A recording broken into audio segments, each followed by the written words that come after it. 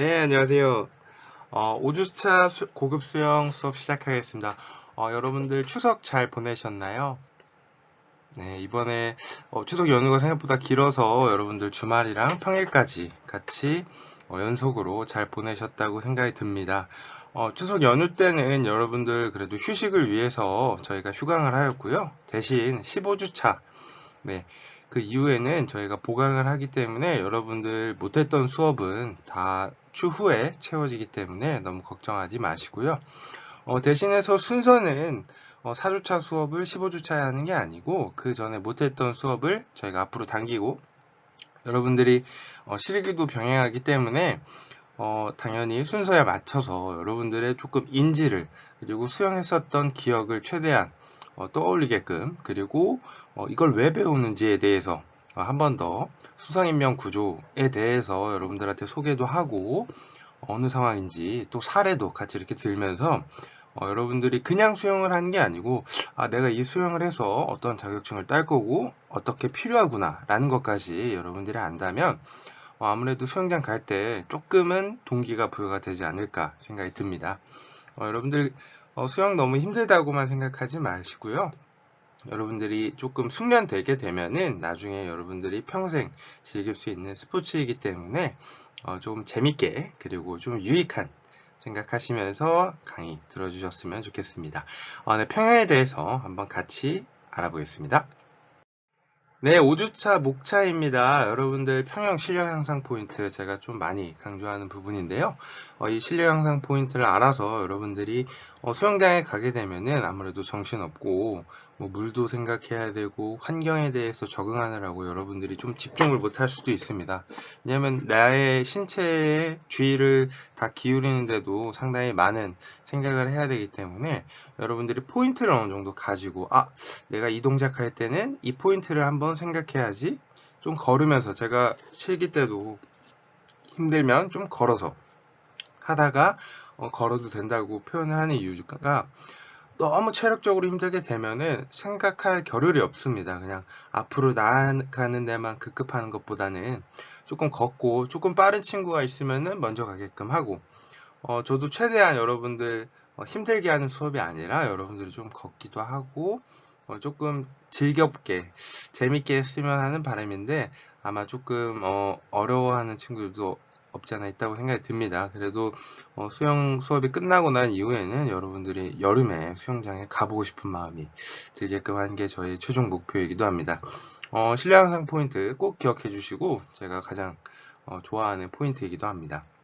그 다음 다리 동작이 상당히 중요합니다. 제가 대칭형 운동, 비대칭형 운동 예를 들어서 많이 들었었는데 자유형과 배형은 비대칭이죠. 왼손과 오른손이 한 번씩 하지만 접영과 평형은 팔 같이 다리 같이 하는 그래서 대칭형 그리고 비대칭형으로 나눴습니다. 대칭형 운동의 특징은 다리에 조금 평형은 특히 다리의 추진력이 70% 정도, 7대 3 정도, 다리가 7, 팔이 3 정도라고 상당히 많은 부분을 차지하기 때문에 평형의 킥 동작이 상당히 중요합니다. 그래서 여러분들 평형 다리 동작은 수영장에서도 많이 차봐야 되고 여러분들이 물을 좀 미는 느낌을 계속 알아야 됩니다. 그래서 평형 다리 동작도 한번 보고 그 다음 평형 콤비네이션 막상 하게 되면은 호흡도 해야 되고 팔도 해야 되고 다리는 언제 차지? 약간 이런 생각보다 세 가지 동작을 협응 동작이 필요하기 때문에 여러분들 상당히 조금 정신이 없을 수도 있습니다. 그래서 전 좀 호흡을 길게 하나, 둘, 그 다음 호흡, 킥, 그 다음에 스트림라인 유지하고 하나, 둘 이렇게 천천히 해도 됩니다. 누가 이렇게 빨리 하라고 초 재고 그러지 않으니까 여러분들 연습할 때는 천천히 여러분이 물살도 한번 느껴보시고 내가 물의 저항을 진짜 밀어서 내 몸이 앞으로 나아가는가 약간 이런 것도 한 번씩 물 안에서 느껴봤으면 좋겠습니다. 그 다음 평형 포인트 그리고 평형의 활용 이러한 내용들 그 다음 이 수산안전 구조를 넣은 이유가 다양한 사고 사례도 알고 있으면 여러분들 생활에서 여러분 바로 옆에서 일어날 수 있는 일이기 때문에 좀 더 경각심 가지고 그 다음에 이게 인명구조할 때도 이렇게 사용이 되는구나 라는 필요성 한번 여러분들 알았으면 좋겠습니다. 네, 5주차 수업 시작하겠습니다. 네, 평형의 실내 향상 포인트입니다. 제가 앞에서 이야기하였듯이 실내 향상 포인트는 여러분들이 수업이 끝난 이후에도 각 파트별 총 4가지 파트 꼭 기억하고 여러분들이 평생 스포츠로서 평형, 영법에 대해서 잘 할 수 있도록 이렇게 준비해 보았고요. 실내 향상 포인트는 기억하시는 분들이 많으시겠죠? 네, 그럴 거라고 믿고요. 팔은 어떻게 할까요? 네, 팔을 저을 때 앞을 벌리지 않는다 라는 말을 했습니다. 팔을 저을 때 앞을 벌리지 않는다 라고 하면 어떤 의미가 있을까요? 네, 팔을 너무 많이 벌리게 되면은 네, 그쵸. 효율적인 동작이 안 되겠죠. 그렇기 때문에 팔을 너무 많이 벌리는 동작보다는 네, 간결하게 네, 팔을 벌려야 아무래도 물의 저항도 그렇고 네, 그렇겠죠. 네, 다 저번 주에 했던 수업 내용이랑 같이 복습이고 여러분들에게 강조하는 부분이기 때문에 한번 여러분들이 저번 주에 뭐 배웠었지? 맞아. 팔 동작은 이렇게 했었지 라는 생각을 꼭 같이 해주시길 부탁드립니다. 그리고 앞팔을 세워서 그리고 살짝 안쪽으로 구부려 팔을 젓는다 라고 표현을 했습니다. 앞팔을 세운다 라는 표현은 어떻게 할까요? 네, 팔꿈치를 살짝 구부리면서 앞팔을 살짝 세우고 안쪽으로 접어서 몸 쪽으로 당겨주는 동작이겠죠.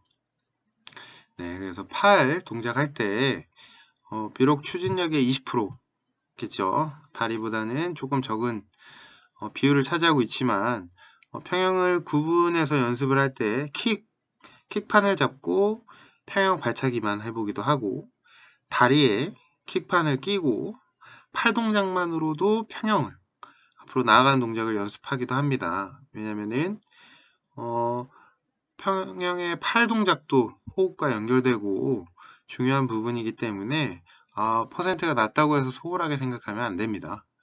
네, 자유형 팔 동작과 발차기 동작을 할 때도 발의 영향이 적다고 해서 발차기를 안 찰 수는 없으니까요. 그죠? 모두 다 중요한 부분이지만 소홀히 생각하면 안 됩니다. 그렇기 때문에 팔 동작도 다시 한번 기억해 주시고요. 다음 다리 굉장히 중요하죠. 다리를 끌어당길 때 각도는 120도로 향한다 라고 했습니다. 다리를 끌어당길 때 90도로 당겨도 되고 80도, 20도 최대한 많이 당길수록 도움이 되지 않나요? 네, 저번 주에 이야기했듯이 너무 많이 당기게 되면은 제자리 멀리뛰기 할 때 그러면은 무릎을 최대한 엉덩이를 바닥에 붙인 다음에 뛰면은 가장 멀리 뛴다고 표현을 안 하듯이 근 수축을 적정히 하고 또 다른 이유가 한 가지 있었죠. 네, 면적이 그렇죠. 물의 저항 면적을 최소화하기 위해서 약간 유선형 모양을 만들어서 평형은 앞으로 나아갈 때 물과 닿는 면적의 저항값을 낮추기 위해서 120도로 물이 자연스럽게 뒤로 흘러갈 수 있도록 몸통과 허벅지 각도가 벌어진 120도의 각도라고 설명했습니다. 그 다음 킥은 옆으로 차면 더 많이 물을 찰 수 있을 것 같다고 생각하지 않나요? 네, 아니죠. 옆으로 차면은 개구리 발차기처럼 차지만 앞으로는 안 나갑니다. 아마 나중에 물속에서 발차기를 해보시면 옆으로 찬다고 해서 앞으로 나가지 않습니다. 정확히 자세, 뒤꿈치를 당기고 뒤에 있는 사람이 봤을 때는 안쪽 복숭아뼈가 뒤에 있는 사람이 살짝 보이게끔 발가락은 신체 중심의 바깥쪽으로 벌어지게 정확히 수축해주고 몸통과 허벅지 각도 120도 하고 뒤로 쭉 밀어주는 기분이 들어야 됩니다. 제가 저번 주에 설명했듯이 저는 이 동작을 오랜만에 하면은 약간 쥐가 날 정도로 안쪽 근육이 상당히 많이 쓰입니다. 그렇기 때문에 여러분들이 아마 처음 발차기를 하게 되면은 쥐가 나기도 하고 다음날 알배기는 듯한 느낌도 듭니다. 왜냐면은 여러분들이 평소 생활하거나 웨이트장에서 트레이닝을 하더라도 허벅지 안쪽 근육, 정강이 안쪽 근육으로 트레이닝하는 경우는 거의 없습니다. 거의 드물게 합니다. 그렇기 때문에 수영 동작이랑 평소 그렇게 트레이닝 혹은 도보, 걷는 동작에서 안쪽 근육은 사용하지 않습니다. 거의. 그렇기 때문에 아무래도 평형 발차기를 제대로 차면 다음날 안쪽 허벅지, 안쪽 정강이에 살짝 아리배기는 듯한 느낌이 들기도 합니다. 다음은 호흡입니다. 호흡은 얼굴을 들 때 각도는 45도라고 했습니다. 왜 45도가 가장 좋을까요? 90도로 들어도 되고 20도로 최대한 적게 들고 바로 입수해도 되는데 45도로 들어야 물의 저항값과 그리고 앞으로 나아가는 아무래도 평형도 앞으로 나아가야 되기 때문에 90도로 들게 되면은 밑으로 많이 위로 올라간 만큼 밑으로 많이 떨어집니다. 그러면은 비효율적이겠죠.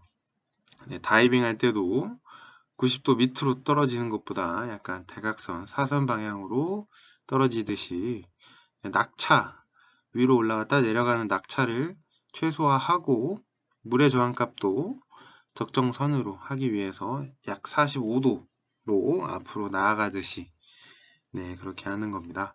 그 다음 호흡은 팔의 움직임과 연동시킨다. 호흡은 팔의 움직임과 연동시킨다.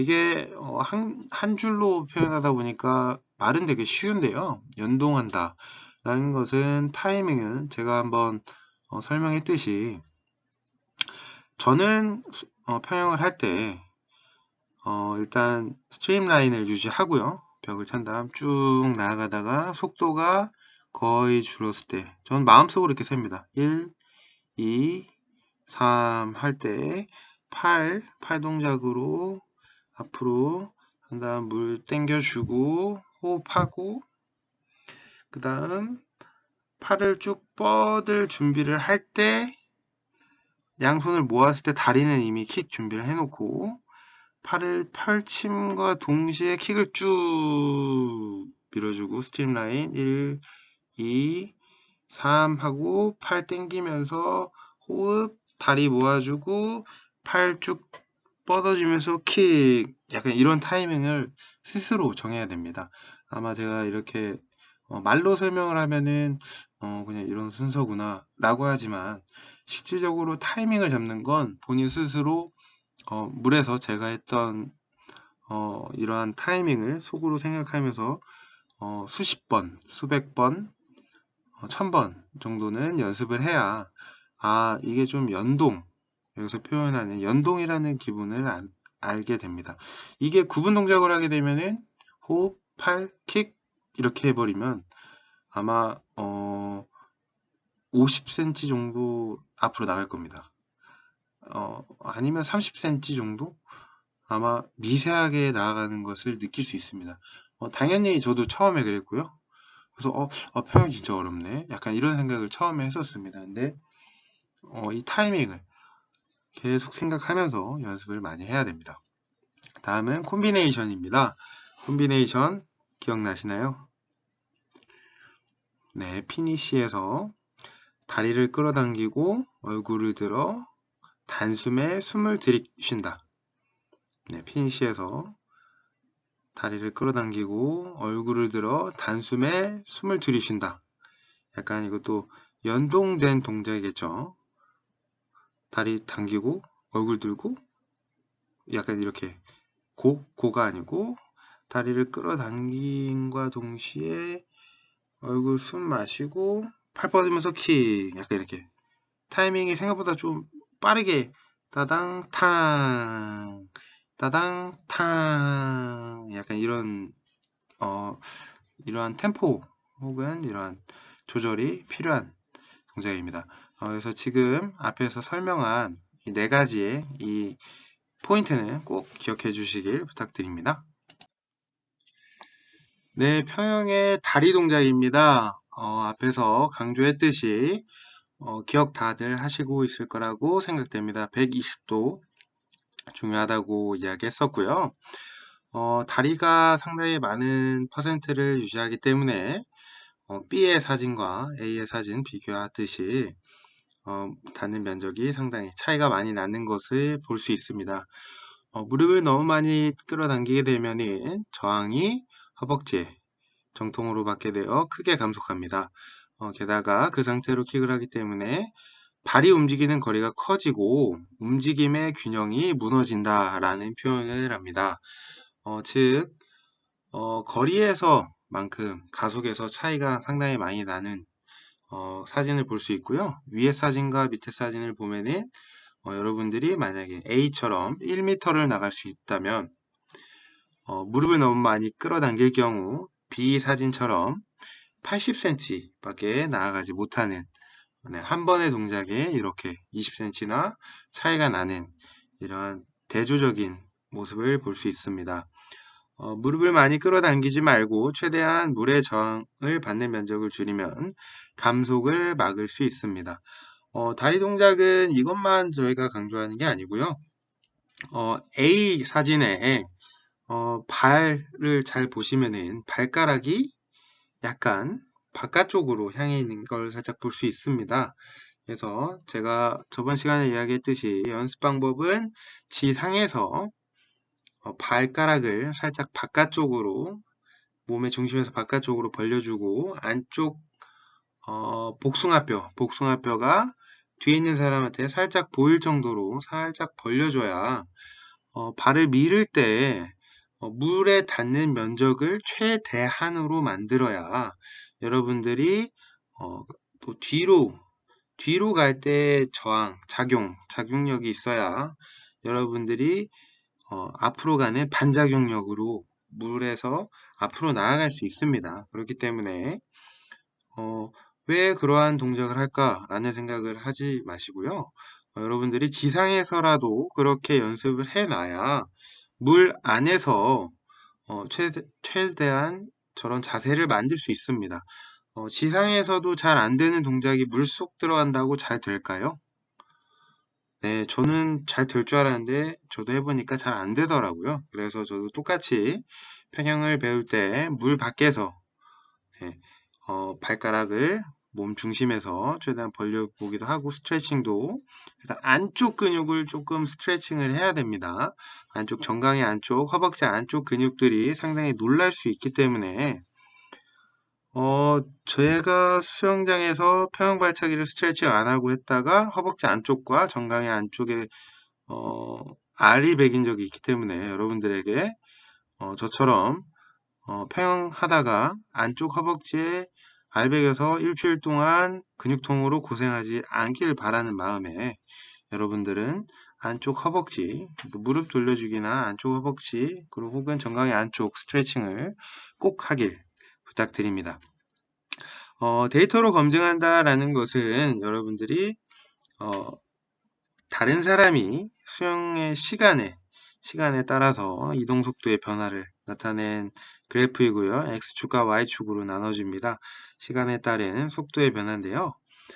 보듯이 A와 B를 비교하면서 보면은 B는 감속의 구간이 상당히 급격하게 떨어지죠. B를 보면 파란색을 보시면 B가 속도가 빠르다 해서 느리다로 쭉쭉쭉 급격히 떨어지는 반면 A는 완만하게 떨어지다가 더 B보다 더 빠르게 가속이 이루어진다는 것을 볼 수 있습니다.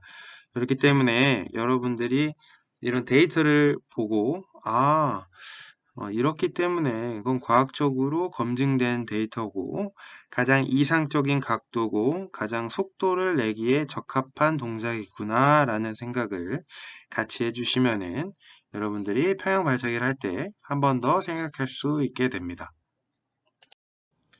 네, 다음은 평형 다리 동작을 옆에서 보는 게 아니라 위에서 보는 것입니다. 이때 위에서 보았을 때 킥의 방향이 어디로 차야 할까요? 네, 그림처럼 옆이 아닌 바로 뒤, 나의 신체의 뒷 방향으로 찹니다. 다리를 끌어당긴 후 차는 킥은 추진력으로 직접 연결되는 중요한 동작입니다. 가속으로 연결하려면 비스듬한 옆쪽으로 차지 말고요. 정강의 안쪽을 사용해 바로 뒤쪽으로 차도록 해야 됩니다. 그림처럼 차는 방향이 바로 뒤쪽으로 차는 것이 굉장히 효율적이고요. 다리는 크게 벌리지 말고 뒤쪽을 향해 차야 합니다. 평형킥의 기본은 진행 방향과 반대로 차는 것입니다. 효율적으로 가속하려면 비스듬한 옆이 아닌 바로 뒤를 향해 차도록 해야 합니다. 그러면 물이 뒤쪽으로 보내져서 그 반작용으로 진행 방향을 향한 강한 추진력이 생깁니다. 다리를 크게 벌리지 말고 정강이 사이로 차듯이 하면 바로 뒤쪽으로 찰 수 있게 됩니다. 이전에는 다리를 좌우로 크게 벌리고 물을 양쪽 다리로 잡아서 바깥으로 미는 힘으로 나아가야 한다고 배웠지만 이렇게 하면 진행 방향에 불필요한 움직임으로 이어집니다. 우측 하단의 사진처럼 정강이 안쪽으로 물을 민다는 느낌으로 차야 합니다. 이거는 이병의 로터리 킥의 정강이 안쪽 그리고 복숭아뼈 안쪽으로 차는 것과 비슷한 원리고요. 다리는 뒤쪽을 향해 움직이고 정강이 안쪽으로 물을 미는 듯이 움직이면 쉽게 다리를 뒤쪽으로 찰 수 있습니다. 반대로 정강이 바깥쪽으로 물을 밀면 결과적으로 비스듬히 옆 방향으로 타게 됩니다. 킥이 올바르게 되지 않는 것 같다면 이 부분을 의심해 봐야 한다고 하고 이 부분을 꼭 기억해야 됩니다. 저는 이렇게 평형 발차기를 할 때 항아리 모양을 많이 이야기했었고요. 제가 배울 때도 항아리 모양으로, 하지만 이게 넓은 항아리가 아니고 조금 긴 항아리, 입구가 조그만한 항아리라고 생각하면 조금 모았다가 항아리처럼 쭉 당겨주고 쭉 뒤쪽으로 쭉 빠지는 느낌으로 그렇게 차야 된다고 생각하면 됩니다. 네, 다음은 평형 콤비네이션입니다. 팔을 앞쪽으로 펴과 동시에 강하게 차야 합니다. 평형에서는 팔과 다리가 연동되지 않아서 앞으로 전혀 나아가지 않는 경우도 있습니다. 캐치, 풀, 피니시 각 단계에서 킥을 어떻게 맞출 것인지를 반복 연습을 통해 확실하게 알아둬야 합니다. 1번 그림은 스트림라인 자세를 취하고 조금씩 숨을 뱉습니다. 2번 손바닥을 바깥쪽으로 향하게 하고 캐치를 시작합니다. 3번 팔꿈치를 구부려 가면서 손바닥으로 물을 뒤쪽 대각선으로 보냅니다. 4번 팔은 가슴 아래로 끌어 모으기 시작하고 얼굴을 45도로 방향으로 들기 시작함과 동시에 시선은 물 쪽을 보고 숨을 다 뱉습니다. 5번은 가슴 아래로 끌어 모아 피니시하고 그리고 다리를 끌어당기기 시작합니다.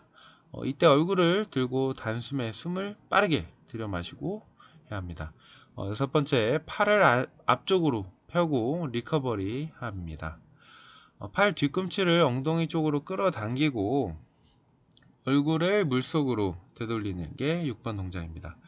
그 이후 다리를 뒤쪽으로 강하게 차는 게 여기서 강조해야 될 부분은 리커버리에서 허벅지를 끌어당기고 다리를 강하게 찹니다.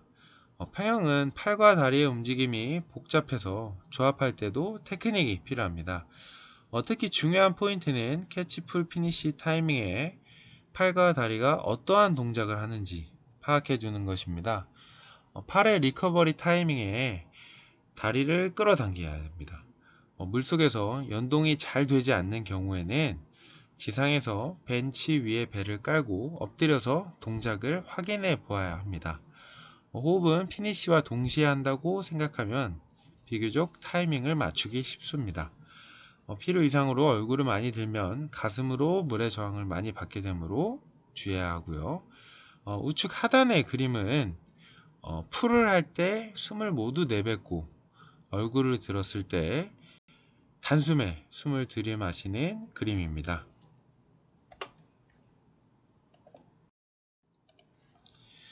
네, 몇 번을 강조해도 지금은 평형의 타이밍과 평형의 이러한 메커니즘에 대해서 조금 어렵게 생각할 수 있습니다.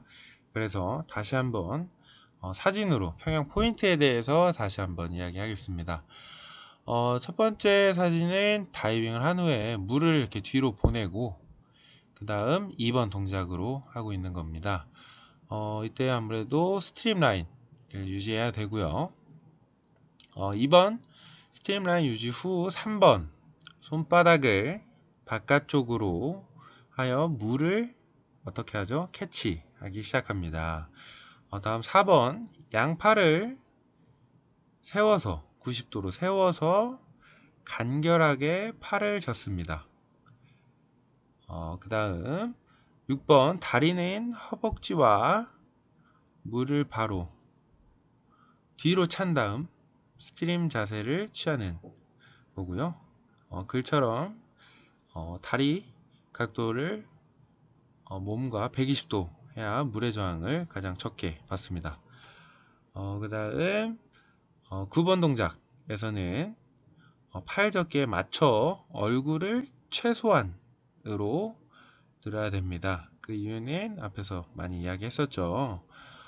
평형 동작은 가속할 때는 저항이 적은 자세를 유지해야 하고요. 팔은 좌우로 벌리지 말고 앞팔을 세워서 몸의 앞에 있는 물을 대각선 뒤쪽으로 보내야 합니다.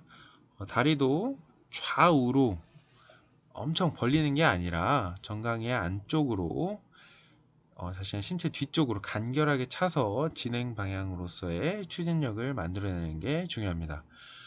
다리를 끌어당기는 동작에서 각도는 120도 가장 좋고요. 팔로 물을 아래쪽으로 밀어내는 동작을 하면 너무 위아래로 신체가 이동하기 때문에 많이 흔들립니다. 그렇기 때문에 대각선 뒤쪽으로 보내야만 합니다. 네, 다음은 평형의 활용입니다. 여러분들이 평형을 어떻게 활용할까? 라는 생각 한 번쯤 해보셨을 텐데요. 아무래도 초급 수영을 수강하셨던 분들은 이거 수상구조 할 때 수상구조 절차에 접근법 중 머리 들고 평형이라는 용어를 한 번쯤 보았던 게 까마득히 혹은 어렴풋이 기억을 해주셨으면 좋겠습니다. 지금 처음 듣는 분들은 이렇게 수상 구조에 접근을 할 때 평형을 사용을 하는구나. 1번 사진처럼 지금 요구 조자를 바라보고 머리를 들고 평형하는 동작입니다. 이때 지금 이 구조자는 발 혹시 보셨나요? 네, 지금 발가락이 살짝 신체 방향이 아닌, 신체 중심 방향이 아닌 바깥쪽으로 벌어져 있죠. 네, 이것은 평형을 익히게 되면은 자연스럽게 물의 저항값을 높이기 위해서 발가락을 살짝 바깥쪽 방향으로 하고 정강이 안쪽과 허벅지 안쪽으로 최대한 물을 밀어주는 동작입니다. 자연스럽게 평형을 익히면 이렇게 수상구조 할 때도 사용이 된다라는 것을 알려주기 위해서 제가 수상구조 절차의 접근법 중 머리 들고 평형 하는 동작에 대해서 한번 보여주었고요. 이렇게 평형 발차기는 요구 조절을 주시하면서 그리고 상체를 들고 발차기만으로도 이동이 가능합니다. 평형을 아마 익히게 된다면 여러분들이 숙련도가 올라가게 된다면 참 편한 영법이구나. 참 효율적인 영법이구나. 왜냐면 자유형은 막 바바바바바바박 차야 되지만 평형 발차기는 쭉 차고 쉴 수가 있습니다. 한번 쭉 밀고 한 3초를 휴식할 수 있기 때문에 굉장히 편합니다. 저는 25m를 평형 영법을 6, 7번만 해도 25m를 나아갈 정도로 한 번의 킥으로 2m까지도 쭉 나아갑니다. 그렇듯 굉장히 편한 영법입니다. 호흡 6번에 25m를 나아간다. 굉장히 메리트 있는 영법 아닙니까? 네, 그렇기 때문에 저도 휴식을 할 때 수영을 하면서 좀 쉬고 싶을 때 평영을 합니다.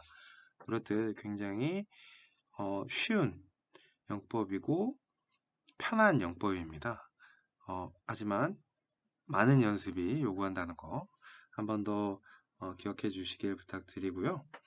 이렇듯 구조 상황에서도 활용도가 높은 평형이기 때문에 여러분들이 이 평형을 꼭 익혀야 하고 평형이 중요하다는 부분 한 번 더 강조하기 위해서 한번 제가 평형 접근법을 한번 보여드렸습니다. 수상 안전에 대해서 평형 처음에 제가 도입에 이렇게 넣었던 이유는요. 아무래도 이번에 평형 영법을 통해서 여러분들이 수영 영법이 이제 고급 수영이기 때문에 점차 수영에 대한 지식들이 많아지고 그리고 이러한 수영에 대한 안전사고에 대한 기본 배경 지식 같은 것도 여러분들이 사전에 알고 있다면 여러분들이 위험한 상황에 처하지도 않을 뿐더러 혹은 미연에 사고를 예방할 수 있고 나아가 그렇게 위험에 처한 사람을 도울 수도 있다라고까지 생각됩니다. 더 나아가서 여러분들이 영법을 가르칠 수도 있다라고도 생각이 됩니다. 이번에 소개해 드릴 내용은 연도별 수영장 시설 안전사고 건수입니다. 2018년이면 약 2년 전에 상당히 많은 사고들이 있었죠. 그래서 2014년에는 112, 그리고 147, 115 이렇게 수영장에서 여러분들이 연습하는 수영장 혹은 여러분들 동네에 있는 수영장에서 발생할 수 있습니다.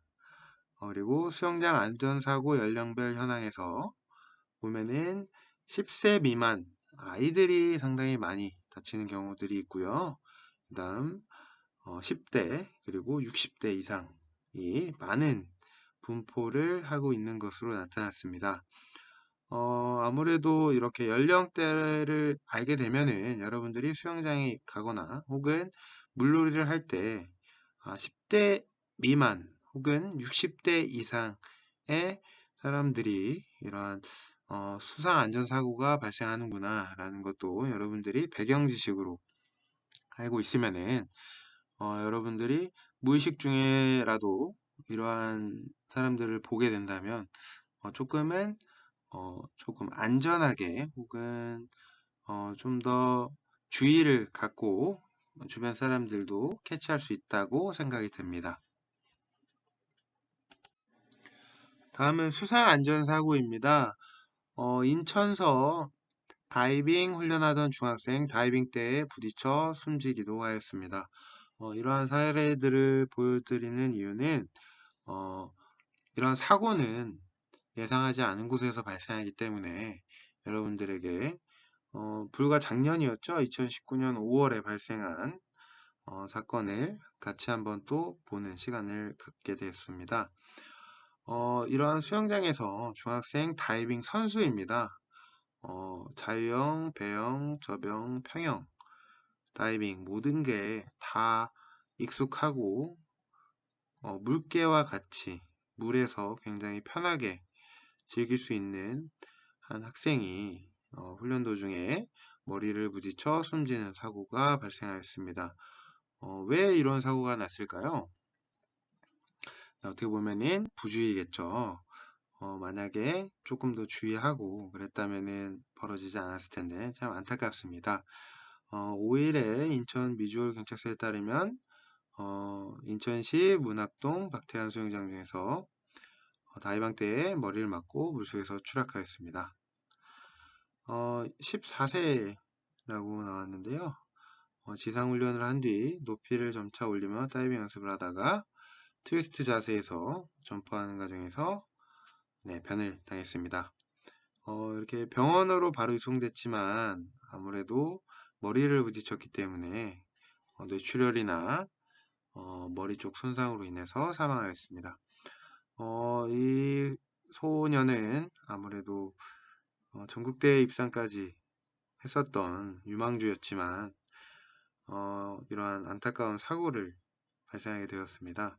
여러분들도 수영이 익숙해지고 그 누구보다도 잘 한다고 생각이 될 때 오히려 사고가 발생하게 됩니다. 다이빙이 익숙해져서 어느 날과 똑같이 다이빙을 하다가 자칫 한 끗 차이로 조금이라도 바닥 쪽으로 다이빙을 하게 된다면 굉장한 사고를 당할 수 있고요. 여러분들이 수영을 할 줄 안다고 친구들과 계곡을 갔다가 다이빙 할 줄 알아 하고 계곡물에 다이빙을 하다가 계곡 바닥에는 굉장히 날카로운 돌이 있기도 하고 울퉁불퉁하기 때문에 굉장히 위험합니다. 그렇기 때문에 여러분들도 한 번 더 이런 안전에 대해서 경각심을 가졌으면 하는 바람에 한번 이러한 사례를 한번 같이 다시 읽어보았습니다. 네, 다음 두 번째 사례입니다. 강서구 실내 수영장에서 50대 여생 숨진 채 발견되었습니다. 참 안타까운 사건인데요. 부산 강서구 강서체육공원 실내 수영장 어린이풀에서 숨진 채 발견되었습니다. 굉장히 낮은 풀이었죠. 70cm 높이의 어린이풀에서 이렇게 안타까운 사건이 있었는데요. 경찰에 따르면 이때 안전요원이 있음에도 불구하고 이러한 어린이풀, 유아용 풀에서 사고가 발생한 것으로 보아 제가 정확하게 이 원인을 알 수는 없지만 아무래도 평소에 지병 같은 심근경색 혹은 컨디션이 너무 안 좋으신데 불구하고 물에서 활동을 하다가 이렇게 안타까운 사건이 발생되었습니다. 정말 수영은 물은 어떻게 이렇게 상해가 혹은 이러한 사건이 발생할지 모르기 때문에 조심 또 조심해야 됩니다. 그래서 물에 들어가기 전에 자신의 컨디션 체크하셔야 되고요. 그 다음 스트레칭 혹은 의사의 조언, 의사가 심근경색이나 혹은 동맥경화 같은 질병을 앓는 사람들이 찬물에 갑자기 들어가게 되면은 근 수축으로 인해서 혈관도 수축하게 되고 그렇게 되면 갑작스러운 수축으로 인해서 이러한 사고들이 발생할 수 있기 때문에 아까 처음에 보셨죠? 10대 그리고 50대 60대가 사건 사고가 발생하는 이유 원인을 사전에 여러분들도 알고 있다면 여러분들의 주변 사람들의 소중한 생명을 한 번 더 지킬 수 있지 않을까라는 생각에 여러분들에게 이러한 사례를 같이 읽어보았습니다. 마지막 수영장 사고 예시입니다. 해운대 호텔 수영장에 초등학생이 의식불명 사고로 이런 안전부실 논란이 발생했습니다. 이것도 불과 작년 2019년에 발생한 사건이고요. 해운대 호텔 수영장은 굉장히 고가의 수영장으로 간접적으로 판단이 될 거고요. 글을 읽어보듯이 이러한 수영장에 아무래도 안전을 요원이 배치되었다고도 생각이 됩니다. 근데 이 아이 10대의 아이가 물속 철제 계단 사이에 팔이 낀 채 이렇게 발견이 되었고요. 아무래도 골든타임을 넘긴 상태에서 발견이 되었고 호흡이 없는 상태에서 아무래도 이 아이가 나중에 발견되었기 때문에 이렇게 어린 학생들은 보호자의 동의 혹은 보호자의 관찰, 보호자의 동행이 꼭 필요하다고 생각이 됩니다. 왜냐하면 본인도 일부러 철제 계단에 팔을 끼워 넣진 않았을 겁니다. 실수로 혹은 장난을 치다 끼었을 텐데 이게 호흡을 못할 정도로 이런 사건이 발생되었죠. 그래서 이러한 사례를 보면서 혹은 장난 혹은 설마 여기서 다치겠어? 라는 생각 이런 생각을 한 번 더 경각심을 가져야 된다는 예시입니다. 그래서 이때 구청 관계자의 대화도 있었는데요. 강사 이외에도 9명의 안전관리 요원 있었다. 하지만 상시 배치를 하지 않았다. 그래서 이러한 안전요원이 사실상 제 역할을 하지 못했다라는 글도 알면서 우리가 가고 있는 수영장에는 안전요원이 있는가 라고 여러분들이 그냥 호텔 수영장을 가더라도 여기는 준법적으로 안전요원을 상시 배치하는구나, 혹은 여기 안전요원이 없네, 그럼 여러분들의 아이 혹은 여러분들의 조카가 혼자 놀고 있다, 그러면은 여러분들이 사전에 인식을 해야 됩니다. 사전에 여기는 안전요원이 없기 때문에 부모의 동행, 나의 동행이 필요하다라고 여러분들이 미리 생각을 한다면 여러분들 조카 혹은 여러분들이 사랑하는 사람이 다칠 일은 없겠죠. 그래서 이번 수업을 통해서 여러분들의 신체를 보호하는 것에서 나아가 여러분들이 사랑하는 사람을 지킬 수 있는, 이러한 볼 수 있는 안목을 넓혀야 됩니다. 그래서 여러분들이 안전요원 2명 이상 배치하도록 체육시설법 시행 규칙을 정해야 된다라고 그쪽 호텔 측 안전관리 요원 혹은 매니저에게 이야기를 하면, 호텔 매니저 분께서 이분은 수영 수업을 제대로 들어서 이런 법을 정확히 알고 있는 분이구나. 그러면은 저희가 안전요원을 배치해 드리겠습니다. 이렇게 아마 대답이 올 수도 있습니다. 네, 여러분들이 이렇게 아는 만큼 보인다라는 말이 있습니다. 그래서 이런 다양한 사례, 다양한 생각을 할 수 있게끔 여러분들이 시야를 넓혔으면 좋겠습니다. 네, 지금까지 수상구조의 사례나 그 다음에 이런 분포, 몇 세 분들이 많이 이렇게 상해를 입었고, 어떠한 이유로, 어떠한 부주의로 이런 상해가 발생하는지 여러분들이 사전에 알았음에도 불구하고 사건은 예상하지 못한 곳에서 찾아오게 됩니다. 그렇기 때문에 여러분들이 이러한 수상구조 순서를 미리 사전에 파악한다면 여러분들의 생명을 구할 수 있을 뿐더러 여러분 주변의 친구가 여러분을 구해줄 수도 있습니다. 그날따라 컨디션이 좋지 않아서 다리에 쥐가 났는데 계속 물을 먹고 있다. 근데 여러분 친구들이 어떻게 하는 순간 골든타임이 지나버릴 수도 있습니다. 그렇기 때문에 이러한 수상 구조에 대해서 숙지를 한다면 자신도 모르게 주변을 보고 수영장에 들어갑니다.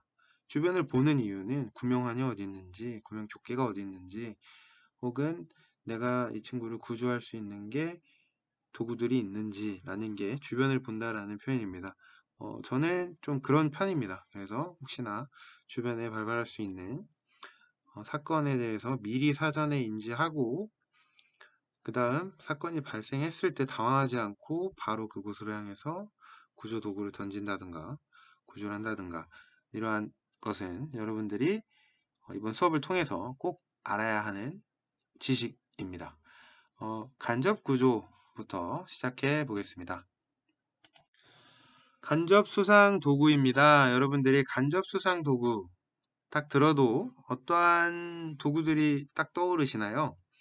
네, 지금 글로 정확히 있어서 다들 보고 바로 알 수 있었을 텐데요. 네, 구명환, 장대, 로프 등 현장의 수상 구조 도구 외에 다양한 일상 도구를 활용한 간접 수상 도구를 만들고 활용할 수 있어야 합니다.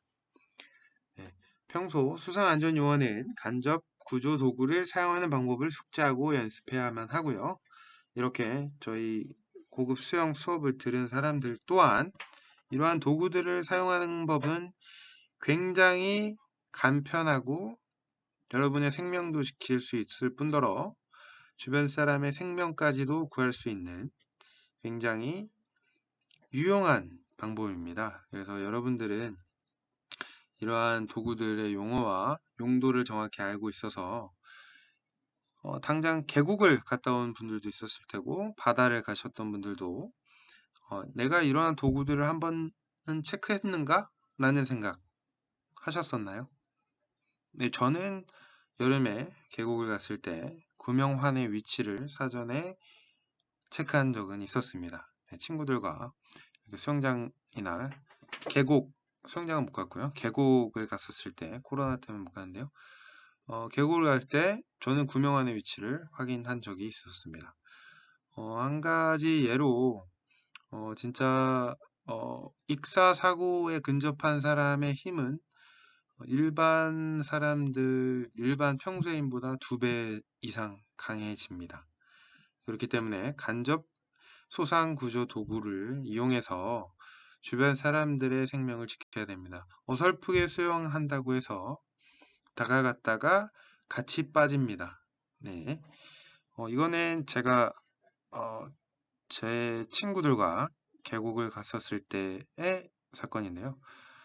어느 날과 똑같이 무더운 여름날 계곡에 갔는데 물의 깊이가 계곡은 점차 자갈밭이 눈에 보이다가 물이 깊어지면서 안 보이다가 굉장히 수심이 깊어지고 밑에 물은 차갑고 유속이 빠릅니다. 네, 그러한 계곡에 친구들과 같이 있었는데요. 6명이서 있었는데 두 친구는 수영을 못했고 4명은 할 줄 알았습니다. 그 중에 저는 수영을 다이빙까지 다 하고 다 할 줄 알고 자명도 하고 하기 때문에 저는 밖에서 친구들을 보고 있다가 같이 수영을 하게 됐습니다. 근데 2명이 수영을 못했었죠. 한 친구는 물 얕은 데서 있었고 또 못하는 친구가 발이 닿는 곳에서는 약간 강아지 헤엄, 소위 말해서 멍멍이 헤엄 또 치고 아예 할 줄 모릅니다. 그 친구가 그냥 물에서 시원하다 시원하다 얘기하면서 하다가 어느 순간 그 친구가 고르르륵 하는 겁니다. 우르르륵 하면서 물을 계속 마시는 겁니다. 정말 친구들은 다 웃고 있었고 그 친구는 머리가 잠기고 다시 머리가 올라갔다가 살려고 막 팔과 다리를 발버둥 치기 때문에 살짝 뜨지만 수영을 할 줄 모르기 때문에 물을 엄청 마시고 수면 위로 살짝 올라왔다가 또 들어가서 물을 마시고 그러한 동작을 2번 정도 반복하니까 그 친구는 굉장히 당황했고요. 저는 옆에 조금 떨어진 데 있다가 발견하고 저는 자명으로 그 친구에게 다가갔습니다. 다가가서 그 친구 옆에 뒤쪽에 있었는데 그 친구가 팔로 제 머리를 밑으로 가차없이 누릅니다. 자기가 살기 위해서. 호흡을 하기 위해서 제 머리를 있는 힘껏 누릅니다. 그리고 제 어깨도 같이 누르고요. 왜냐면은 그 친구는 물을 먹었기 때문에 살기 위해서 잡히는 걸 모두 다 누릅니다. 자기가 위로 올라가기 위해서. 저도 갑자기 머리를 눌러버려서 물을 먹었고요. 근데 물을 먹어도 수영을 할 줄 알면 그리고 호흡 조절을 했다면 일단 의식을 하고 전 자명을 했기 때문에 그 상태에서 그 친구 등을 쭉 밀어줬습니다. 물 쪽이 아니라 해안가 쪽 아니 그 자갈밭 쪽으로 계곡의 자갈 쪽으로 쭉 밀어주고 그 친구는 이제 발이 살살살 닿는 쪽으로 가지니까 그래도 좀 물 깊은 곳까지 와서 제가 또 자명으로 다가가서 또 등을 밀어줘서 계속 물가 쪽으로 발이 닿는 곳 쪽으로 쭉쭉쭉 밀어줬고요. 그때 저는 확 체감을 느꼈습니다. 아, 진짜 물에 빠진 익사자의 손은 정말 강하구나. 정말 잡히는 걸 다 잡아당겨서 자기 밑으로 끌어당기는구나. 온 힘을 다해서 당깁니다. 그래서 제가 실제 느꼈던 사례였고요. 그래서 여러분들이 이러한 간접 구조 도구를 통해서 일단은 구조를 해야 된다는 거 숙련도가 높은 사람도 처음 그렇게 익사자 혹은 익사하기 전까지 가는 사람들 혹은 물을 많이 먹은 사람들은 굉장히 위험하다는 거 여러분들이 이번 시간을 통해서 꼭 기억해 주시길 부탁드립니다. 네, 앞에서 이야기했던 간접 수상 도구 중 구명환입니다. 구명환은 수영장, 워터파크, 해수욕장 등 물놀이 시설에 의무로 배치되어 있습니다. 여러분들이 이곳에 가면 구명환의 위치 한번 꼭 체크해 주시길 부탁드립니다. 로프와 연결되어 있습니다. 그래서 어깨 너머 방향으로 던져서 요구조자가 그 구명환을 잡고 혹은 구명환을 못 잡아도 거기에 연결된 끈을 잡고 구명환에 닿을 수 있도록 이렇게 하는 거고요. 구명환을 요구조자에 직접적으로 던지면 안 됩니다. 그래서 뭐 머리에 꼭 끼워 넣어야지 하는 생각으로 투환 던지시듯이 소호 던지시듯이 머리에 던지면은 머리에 맞을 수 있습니다. 그래서 2차 상해가 발생할 수 있기 때문에 조금 더 멀리 던지고 로프를 당겨준다. 짧게 던지는 것보다 낫습니다. 멀리 던져서 정확한 방향에서 아니면 지상에서 구명환의 위치와 나의 위치를 조절해서 지상에서 움직여서 로프를 당기면 구명환이 요구조자 쪽으로 점점점 다가갈 수 있도록 이렇게 미리 사전에 여러분들이 알고 있다면 조금 더 신속하게 요구조자를 구조할 수 있습니다. 앞에서 이야기했던 사례 계곡에서 제 친구 구조했던 그리고 물 먹은 사람은 지푸라기라도 잡아서 끌어당긴다 라는 말 꼭 한 번 더 각인해서 기억해 주시길 부탁드립니다.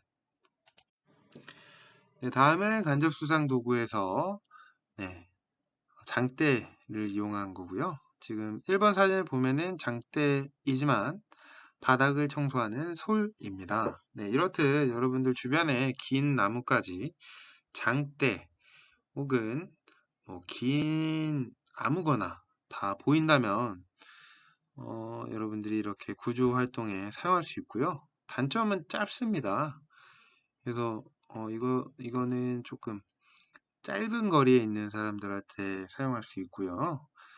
뭐 빗자루 같은 거 잘못했다가 팔을 뻗었는데 안 닿으면 또 애매한 상황이 올 수도 있겠죠. 그렇기 때문에 거리를 미리 사전에 가늠하고 깊지 않은 곳에 있으면 네, 이렇게 바로 장대로 끌어와서 구조하는 장면입니다. 여러분들이 수영장 워터파크 계곡 가서 미리 이렇게 간접수상 도구 한번 체크하시길 부탁드립니다. 네, 다음은 로프 사용 방법입니다. 요구조자의 위치를 파악하고 로프 끈을 끝에 묶은 끈을 던져서 요구조자한테 그걸 잡고 물 바깥으로 나올 수 있도록 도와주는 방법인데요. 이러한 도구들은 아무래도 수영장에는 많지는 않겠죠. 계곡 같은 곳에서 혹시나 간판 혹은 그런 플랜카드 끈이나 계곡에서 음료를 드시던 분의 페트병을 빠르게 연결해서 물에 빠진 사람에게 던져서 구조할 수 있습니다. 그쵸? 만약에 구명환이나 장대 이런 게 없고 생각보다 먼 거리에 있다. 그때는 여러분들이 플랜카드 끈 딱 끊고 옆에 사람 페트병 딱 잡아서 묶고 던져서 구조하는 순간 여러분들은 정말 엄청난 영웅 그리고 수상 구조를 익힌 사람이 되는 겁니다. 여러분들이 이걸 어떻게 해? 라는 생각보다는 늘 이렇게 사전에 머릿속에 있고 주변 사람의 생명을 지킬 수 있는 그런 사람이 되기를 바라겠습니다. 네, 아까 이야기했듯이 그러면은 페트병에 플랜카드 끈 같은 혹은 리본 같은 끈을 어떻게 묶어요? 라는 질문 하게 될 텐데요. 그쵸. 이러한 매듭법에 대해서 사전에 알지 못하고 해보지 않았다면 아마도 자기도 모르게 묶고 리본을 묶겠죠. 네, 매듭법을 잘 모르면 평소에 신발끈 묶듯이 묶을 텐데 그걸 요구조자가 리본을 풀어버리면 네, 안 되겠죠. 그렇기 때문에 이러한 상황에서 적합한 매듭법을 미리 여러분들이 알고 있다면 유용하게 사용할 수 있다고 생각됩니다. 지금 그림은 주요 로프 매듭 방법으로 해양경찰청 함정훈련 교본의 2019년 작년에 나왔던 교본의 내용입니다. 여러분들이 같이 한번 보면서 끈의 위치와 한번 집에서 끈이 있다면 같이 한 번씩 해보시길 부탁드립니다. 첫 번째 매듭법은 고정 매듭입니다. 보라인 매듭이라고도 하고요. 로프 한쪽 끝에 고리를 만드는 매듭으로 사람을 위로 올리거나 아래로 내려보낼 때 앉힐 수 있습니다. 네, 그래서 이것은 아무래도 고정이 되는 매듭법이고요. 이런 경우는 아무래도 산악 훈련을 하거나 혹은 위아래로 움직여야 될 때 그럴 때 사람을 오르고 내리게 할 때도 사용이 되겠죠. 아무래도 고정이 되어 있기 때문에 어떤 동그란 매듭 안에 무언가를 싣고 그리고 이동할 때 유용한 고정 매듭법입니다. 다음은 그레니 매듭입니다. 두 가닥의 로프를 함께 묶는 데 사용하는 매듭으로 쉽게 풀어야 할 때 그러니 두 가지 끈을 고정한 다음에 쉽게 또 풀어야 될 때 그럴 때 쓰는 그레니 매듭법이 있습니다. 다음은 겹 흘러매기입니다. 네, 피셔맨 노트라고도 하는데요. 같은 지름의 로프 두 가닥이나 같은 지름의 낚싯줄 두 가닥의 안끝을 함께 묶을 때 사용하는 매듭입니다. 네, 이럴 때는 피셔맨 노트라고도 표현하듯이 낚시 할 때 줄이 끊어졌다 그러면 이렇게 피셔맨 매듭법을 통해서 끊어진 하나의 줄을 연결해서 더 길게 여러분들이 유사시에 이렇게도 매듭을 하는구나 라고 알고 있으면 좋을 것 같습니다. 네, 다음은 두 번 감은 접친 매듭입니다. 네, 더블 시트 밴드라고도 하고요. 다른 지름의 로프 두 가닥을 함께 묶는데 사용하는 매듭입니다. 이것도 여러분들이 유사시 높은 곳에서 낮은 곳으로 탈출할 때 혹은 조금 더 끈의 길이가 부족할 때 두 개의 끈의 두께가 다르면 더블 시트 밴드로 통해서 묶을 수 있습니다. 다음은 감은 매듭입니다. 클로브 히치라고도 하고요. 로프의 끝이나 중간에서 물체를 묶을 경우 사용하며 쉽고 빠르게 묶을 수 있는 매듭입니다. 매듭 후에도 길이 조절을 할 수 있어서 빈도가 높고요. 이러한 경우는 감은 매듭은 아무래도 빠르게 묶을 수 있고요. 그 다음에 길이 조절이 가능하다는 이러한 장점이 있습니다. 그래서 여러분들이 생각보다 매듭법이 어렵지 않습니다. 그래서 지금 이 꼬여있는 방향을 보시면은 이게 조금 살살살 풀면은 왼쪽 오른쪽 길이 조절이 가능하다라는 것을 가늠할 수도 있으시겠죠. 근데 한쪽으로 당기면은 고정이 확실히 됩니다. 네, 그렇겠죠.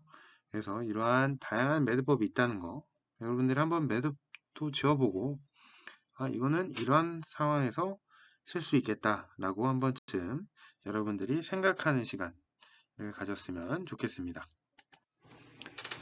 네, 다음은 수상 구조 기술입니다. 네, 수상 구조 기술은 앞에서 이야기했던 접근법 그리고 입수법 이런 것들도 있었지만 여러분들이 일단 이러한 위급한 상황에서 어떻게 해야 되는지 그러한 일련의 과정을 순서들을 이렇게 보기 쉽게 한눈에 볼 수 있습니다. 일단 현장에 도착하게 되면 구조 상황인지 및 사고 현장을 파악해야 됩니다. 네, 그리고 어떠한 상황인지 빠르게 알아야겠죠. 그 다음 현장 실태 파악 및 안전을 확보해야 됩니다. 아무래도 어떠한 상황인지 빠르게 파악하고 본인의 안전 또한 잘 확보해야 되고요. 그 다음 나의 역할은 전화를 해야 되나? 아니면 뭐 간접 구조 도구를 찾아야 되나? 약간 이러한 판단을 조금 빠르게 해야 됩니다. 다음 사고 유형 및 규모를 파악해야 되고요. 어떠한 규모인지 그리고 어떠한 유형인지 그리고 어떠한 장비 이런 거를 빠르게 파악해야 됩니다. 그 다음 요구 조작 상태 및 숫자를 파악해서 어떠한 사람들을 조금 빠르게 구조해야 될지 앞에 얘기했던 10대, 60대들이 안전사고 비율이 높았죠.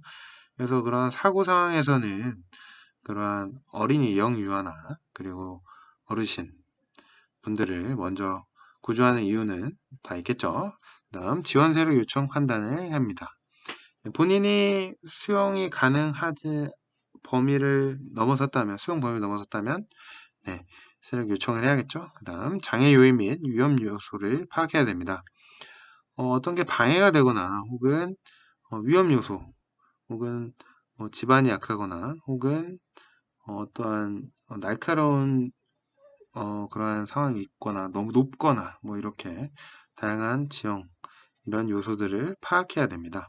그 다음 장비 및 인력 요청을 통해서 그 다음 구조활동 전개해서 이러한 위험에 처한 사람을 도왔고요. 그 다음에 응급구조기관 인계를 통해서 구조 완료 시 구조기관 인계 및 사후 처리를 합니다. 이것은 구조 현장 도착 시 조치 요령으로 수상구조 NCS 학습 모듈 교육부에서 2018년에 이렇게 사건들에 대한 순서를 통해서 당황하지 않고 차근차근 내가 여기에서 빠진 게 무엇이 있나 내가 적절하게 판단을 하였는가 라고 하나의 이러한 기준을 만들어 주어서 여러분들이 이러한 기준을 사전에 알고 있다면 아무래도 당황하지 않고 일사천리로 이러한 사건 상황에서 대처를 잘 할 수 있다고 생각됩니다. 네, 지금까지 평형영법에 대해서 알아보았습니다. 네, 오늘 평형영법에 대한 정확히 리뷰와 수상 안전에 대해서 했는데요. 여러분들이 평형은 강조하고 또 강조해도 굉장히 중요한 내용이기 때문에 한 번 더 리뷰하겠습니다. 아직 평형에 대해서 잘 모르는 분은 감이 아직 잘 안 잡히실 텐데요. 지상에서 여러분들이 침대 같은데 혹은 쿠션을 엉덩이 밑에 깔고 평형 발차기 자세를 한번 해보시면 굉장히 이질적인 느낌이 들 겁니다. 왜냐면은 평소에는 쓰이지 않은 관절 각도이기 때문에 건도 당기고 근육도 당기고 아픕니다. 남성 같은 경우들 혹은 유연성이 부족한 분들은 나 이 평형 못하겠는데? 라는 생각까지도 들 수도 있습니다. 왜냐면은 굉장히 각도가 벌리는 게 조금 어려운 부분이 있고요. 평소에 쓰이지 않은 각도고 근육이기 때문에 하지만 점차 스트레칭을 하고 조금의 유연성만 있다면 아무리 유연성이 떨어지고 ROM 관절 가동 범위가 적더라도 평형 발차기를 할 수 있습니다.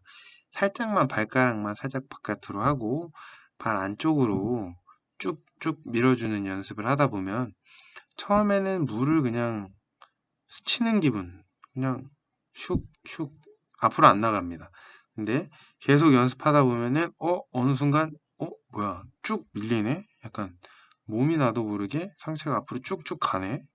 그러니까 이때 재미를 느낍니다. 허우적거리다가 어느 순간 뭐야 한 50m 50cm 50cm 앞으로 가네 60cm 가네. 선생님 말처럼 호흡하고 킥 쭉 하니까 한 1m 가네. 1m 50 가네. 우와, 약간 이러한 재미도 있고요. 물이 편해집니다. 평형을 잘하면, 자유형하다가 힘들면 평형으로 천천히 쭉 킥하고 쉬고, 호흡 한 번 하고 쭉 밀고 쉬고. 네, 저는 평형이 굉장히 편합니다. 그래서 여러분들도 저처럼 평형이 굉장히 편하고 효율적인 영법이라는 거 나중에 꼭 같은 생각을 하기를 바랍니다. 네, 이상으로 수업 마치겠습니다. 감사합니다.